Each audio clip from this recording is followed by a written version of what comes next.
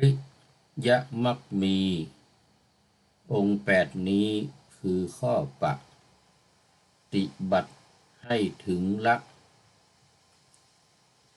หรือความดับแห่งรูปนามรูปคือมหาภูตสียูเป็นหลักตามที่เป็นอาศัยความธาตุทั้งสี่ที่กล่าวมาความเกิดขึ้นแห่งรูปสรุปได้ใจความว่าเพราะความเกิดแห่งหารความดับแห่งรูปมีเพราะความดับอาหาร8ประการของมรรคนี้เป็นข้อปฏิบัติดีให้ถึงความดับรูปไป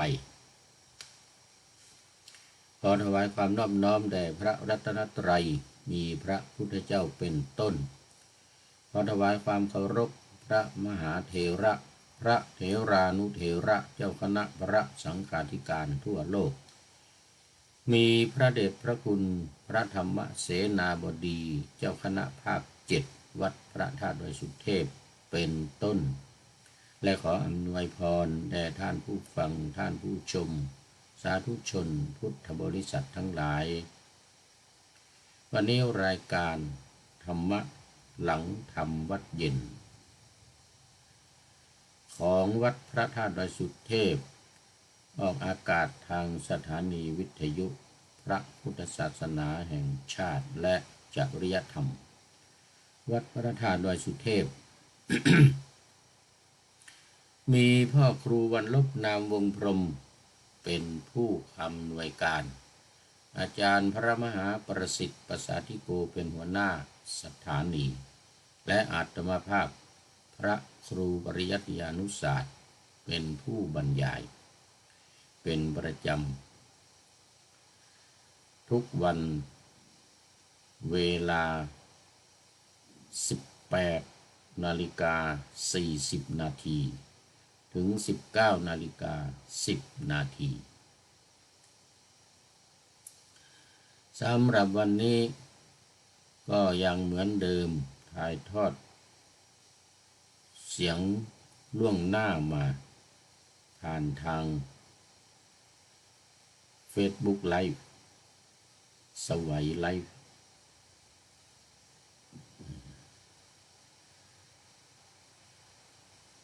จากวัดพระธาตุดอยสุเทพเยอรมนี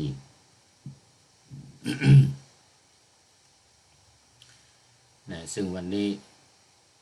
ก็ยังอยู่ใน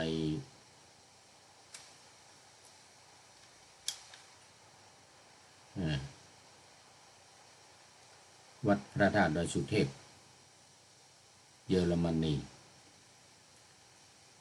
ซึ่งอยู่มาแล้ว2 เดือนอันนี้ก็2 เดือนกว่าแล้วก็พระเดชพระคุณหลวงพ่อก็สั่งให้อยู่ต่อไปก่อน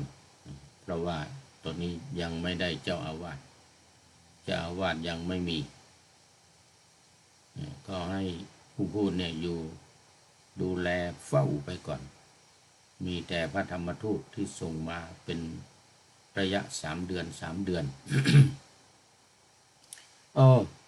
ขอต้อนรับคุณโยมฝนศรีลากราบสาธุเจ้ามาแล้วคุณโยมฝนมาแล้วมาเป็นท่านแรก รายการก่อนหน้านี้เป็นท่าน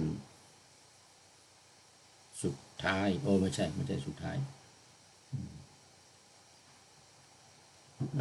ละโมทนาขอบคุณมาก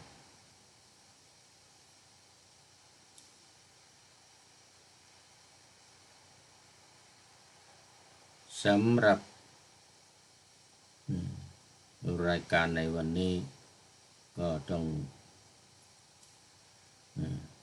ขอส่งใจให้พรไปเป็นกำลังใจให้ท่านอาจารย์พระมหาวิษณุจารุธรรมโมเจ้าอาวาสวัดเจ็ดลินอำเภอเมืองเชียงใหม่ซึ่งขณะนี้กำลังอาพาธอยู่ในโรงพยาบาลขอให้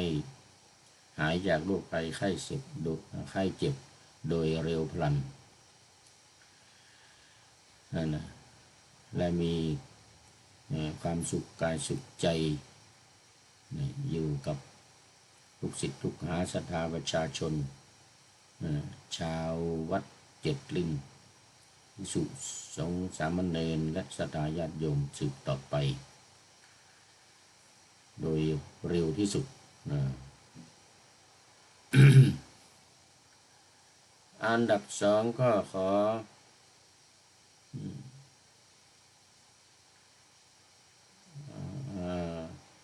ประชาสัมพันธ์งานการขึ้นดอยสุเทพวันแรกวันนี้เป็นขึ้นมาเรียบร้อยแล้ว วันแรกของครูบาเจ้าศรีวิชัยที่เปิดถนนขึ้นดอยสุเทพแล้วก็ได้รับการอุปถัมภ์จากหลวงศรีประกาศผู้ว่าราชการจังหวัดเชียงใหม่ในสมัยนั้นอุปถัมภ์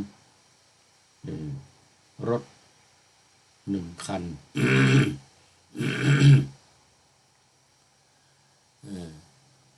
เป็นรถโบราณ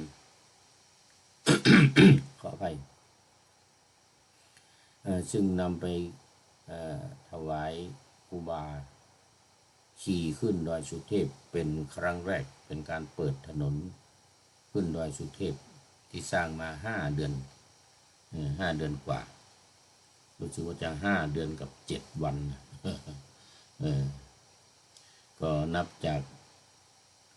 วันที่9 พฤศจิกายนมาก็แล้วกันวันที่9 พฤศจิกายนมาจนถึงวันนี้วันที่30 เมษายนเป็นวันแรกที่ขึ้นดอยสุเทพเป็นการเปิดถนนขึ้นดอยสุเทพวันนี้ก็อนุโมทนาขอบคุณกับทุกท่านที่เข้ามาร่วมงานในวันนี้ในภาคเช้าแห่รูปของครูบาเจ้าศรีวิชัยวางบนหลังช้างขึ้นมาหลังช้างขึ้นมาแล้วก็ขบวนรถขบวนคนเดินต่างๆก็ตามกันขึ้นมาการเจริญพุทธมนต์พระสงฆ์ทรงสมณศักดิ์9 รูปผ่านไปแล้วในตอนกลางวันซึ่งFC สุริยันคำปาก็ได้รายงานมาแล้วอันดับ3ก็จะเป็นการต้อนรับพระเดชพระคุณหลวงพ่อพระธรรมเสนาบดีซึ่งไปรับพระบัญชาของท่านเจ้าประคุณสมเด็จพระสังฆราชแต่งตั้งให้ดำรงตำแหน่งเป็น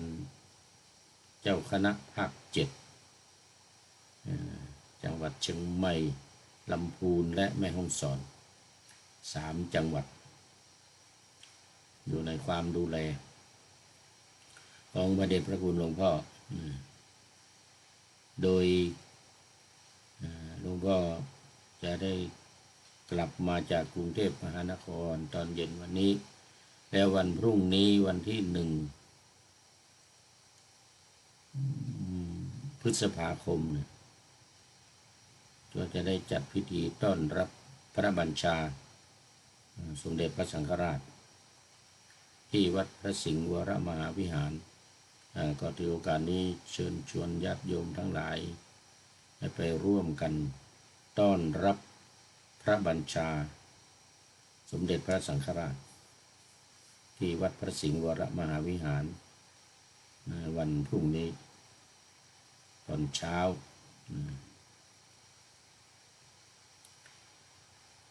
อันดับที่สี่ก็เป็นการฟังเทศน์เนื่องในวันวิสาขบูชา7 วันคือวันที่4ถึงวันที่10 พฤษภาคมนี้ มีการเทศน์ทุกวันในตอนเย็นเวลา 19 นาฬิกาตั้งแต่1 ทุ่มโดยประมาณเป็นต้นไป1 ทุ่มก็หลังจากทำวัดสวดมนต์เย็นเรียบร้อยก็จึงจะได้มีการฟังเทศน์เนื่องในวันวิสาขบูชาโดยพระนักเทศน์ในอำเภอเมืองเชียงใหม่ มาแสดงธรรม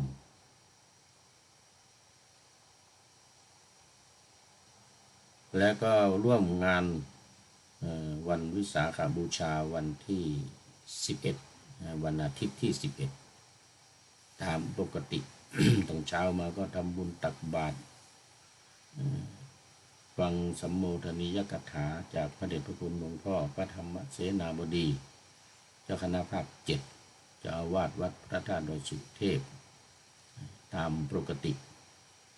ตอนกลางวันมีการส่งน้ำพระราชทานส่งพระบรมธาตุดอยสุเทพส่งน้ำพระราชทานจากพระบาทสมเด็จพระเจ้าอยู่หัวตอนเย็นก็มีแสดงพระธรรมเทศนา1 กันอันนี้ก็เป็นงานวิสาขบูชาการเดินขึ้นดอยในวันที่10ด้วย14และขึ้น14 ค่ำเวลาเริ่มก็ประมาณ1 ทุ่มจากลานครูบาเจ้าศรีวิชัยตลอดคืนถึงขบวนน้ำพระราชทานก็จะเริ่มแห่ขึ้นมาท่านผู้หลักผู้ใหญ่ผู้ว่าราชการจังหวัดเชียงใหม่เป็นต้นก็จะได้นั่งในขบวนสลับสับเปลี่ยนกัน5 ท่านด้วยกันเริ่มตั้งแต่ประมาณทุ่มครึ่งก็ถึงตี 5ตอนเช้าขึ้นมาถึงลานพระธาตุดอยสุเทพคนนี่แหละหน้าบันไดนาคเลยนะหน้าบันไดนาคที่เจริญสวดมนต์ฟังเทศกันนี่แหละที่ฟังเทศกันเป็นประจำนี่อันนี้ย้ายจากไม่เทศบนลานเจดีย์นะมาเทศที่หน้าบันไดนาคลานที่เราแห่ขบวนขึ้นมานี่แหละ7 วั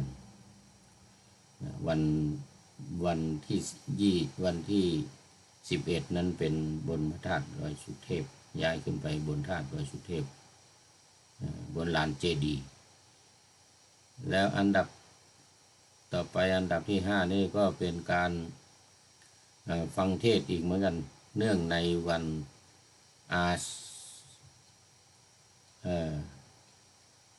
เรียกว่าวันพระราชทานเพลิงอัฐมีบูชาเรียกอัฐมีบูชาตั้งแต่แรม1 ค่ำไปจนถึงแรม7 ค่ำ7 วันฟังพระธรรมเทศนาวันที่8ก็เป็นพิธีวันประชุมเพลิงพระบรมศพของพระศาสดาสัมมาสัมพุทธเจ้าในวันที่8คือวันแรม8 ค่ 1 ถึง 7นี่เราฟังเทศกันทุกวันตอนเย็นเวลา1 ทุ่มเหมือนเดิมแล้วก็ขอถือโอกาสนี้ประชาสัมพันธ์เชิญชวนญาติโยมทั้งหลายได้มาร่วมกันอีกวาระหนึ่งคือแรม1 ค่ำไปจนถึง7 ค่ำ7 วันเป็นเนื่องในโอกาสพระราชทานเพลิงพระบรมศพของพระศาสดาเดือนอัฐมีบูชาอัฐมีบูชาเอาละเป็นงานสุดท้ายในเมืองไทยบนวัดพระธาตุดอยสุเทพที่6อะไรเนี่ยที่6ก็มาเยอรมันบ้างละเยอรมันนี่ก็จัดงานวันวิสาขบูชาวันที่11วันเดียวเชิญชวนญาติโยมทั้งหลายมาร่วมกันมาตั้งแต่วันที่10ตอนวันที่10มานอนวัดสำหรับนักปฏิบัติญาติโยมผู้ถือปฏิบัติทำกรรมฐานถือศีล8มานอนวัดกันที่นี่ตั้งแต่วันที่10ตอนเย็นแล้วก็วันที่11ตอนเช้าปฏิบัติทำกันตั้งแต่ตี 5มาจนถึงประมาณ10 นาฬิกา9 โมง10 นาฬิกาก็จะมีแสดงพระธรรมเทศนา1 กันเจริญพุทธมนต์ญาติโยมก็ตักบาตรกันตักบาตรที่หน้าพระเวลาสวดพาหุงมหาการเวลาสวดพาหุงมหาการตักบาตรข้าวสุกข้าวสวยเสร็จเรียบร้อยจะมีพิธีตักบาตรข้าวสารอาหารแห้งตักบาตรข้าวสารอาหารแห้งแล้วก็ตามอัธยาศัย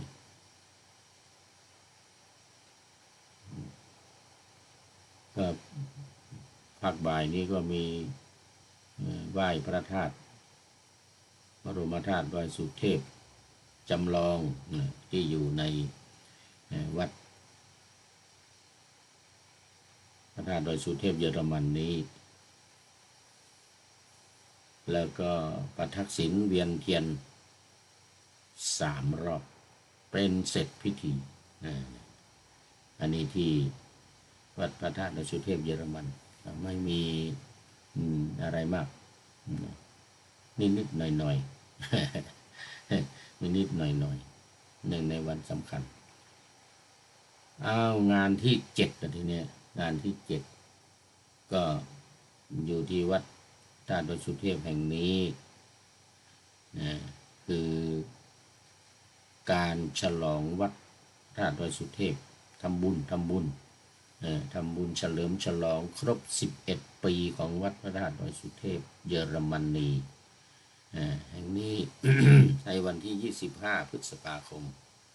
ในงานก็จะมีกิจกรรมหลายอย่างมีการบวงสรวงมีการฟ้อนรำแล้วมีดนตรีแล้วก็มีการทอดผ้าป่าสามัคคีนี่ก็ขอถือโอกาสนี้ประชาสัมพันธ์เชิญชวนญาติโยมทั้งหลายที่อยู่ในประเทศเยอรมันทั้งเหนือใต้ออกตกมาร่วมกันให้มืดฟ้ามัวดินเหมือนกับทุกปีที่ผ่านมาเอาละตอนนี้ก็มาสู่เนื้อหาสาระของธรรมะหลังทำวัดเย็นในวันนี้ขณะที่พระเดชพระคุณหลวงพ่อวันนี้ก็กลับมาจากกรุงเทพมหานครอาจจะทันนำปฏิบัติธรรมกรรมฐานหรือบางทีอาจจะไม่ทันก็ไม่เป็นไรได้บนวิหารหลวงวัดพระธาตุดอยสุเทพก็มีการปฏิบัติหลังจากทำวัดสวดมนต์แล้วก็ปฏิบัติธรรมตามปกติ เป็นสมถกรรมฐานพุทธานุสติเป็นต้นก็เอาพุทธานุสตินี่แหละเป็นหลักการระลึกถึงพระพุทธเจ้าระลึกถึงคุณของพระพุทธเจ้าโดยการบริกรรมการนับและการระลึกตาม